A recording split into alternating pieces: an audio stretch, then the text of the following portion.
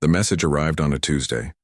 A simple, elegant sphere of unknown metal descended through Earth's atmosphere, coming to rest gently on the lawn of the United Nations headquarters in New York. When approached, it projected a holographic image of a being with 6 limbs and glistening scales. The translation was flawless. People of Earth, hear the words of Emperor Vex of the Galactic hegemony. Your world has been catalogued and deemed worthy of inclusion in our grand empire. As is customary, tribute will be required. We demand 10% of your world's water, 20% of your rare metals, and 1 million of your kind for labor purposes. You have 30 Earth days to comply. Resistance is inadvisable. The world governments convened an emergency summit. Panic spread across nations as humanity faced its first contact with an alien civilization, one that viewed them as nothing more than a resource to be harvested. Dr. Alan Reed watched the news broadcasts from his underground laboratory in Nevada. Unlike most, he wasn't panicking. Instead, he smiled faintly as he ran his hand over the strange device his team had been working on for the past decade. "Lisa," he called to his assistant, "power up the threshold. I think it's time." Lisa Jones looked up from her computer, her eyes wide.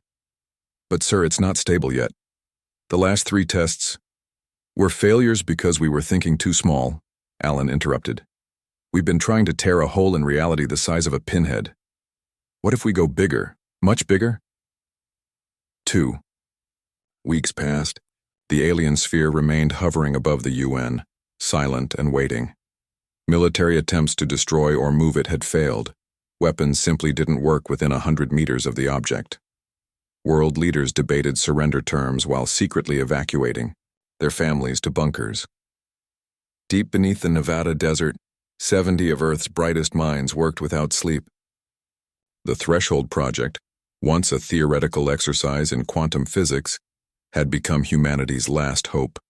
The threshold was a massive ring of specialized alloys and crystalline structures, 300 meters in diameter.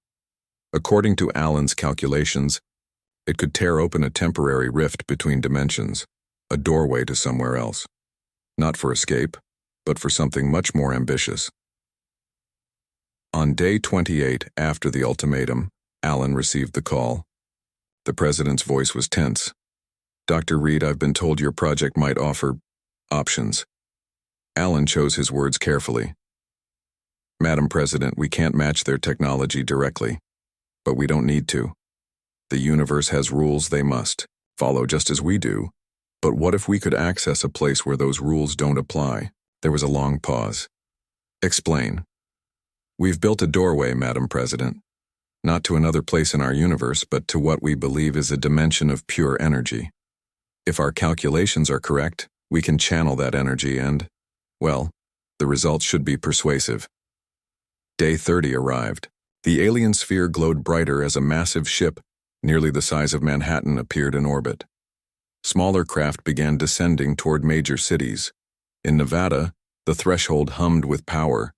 Energy readings were off the charts as the massive ring began to spin, gradually at first, then faster until it became a blur of motion. "Quantum field stabilizing," Lisa reported, her voice steady despite the fear evident in her eyes. "Dimensional barriers thinning." Alan took a deep breath. "Begin the sequence." The air within the ring shimmered, then seemed to fold inward upon itself. A tear appeared, small at first, then widening into a swirling vortex of colors that human eyes had never seen before. The laboratory equipment sparked and sizzled as energy readings went wild.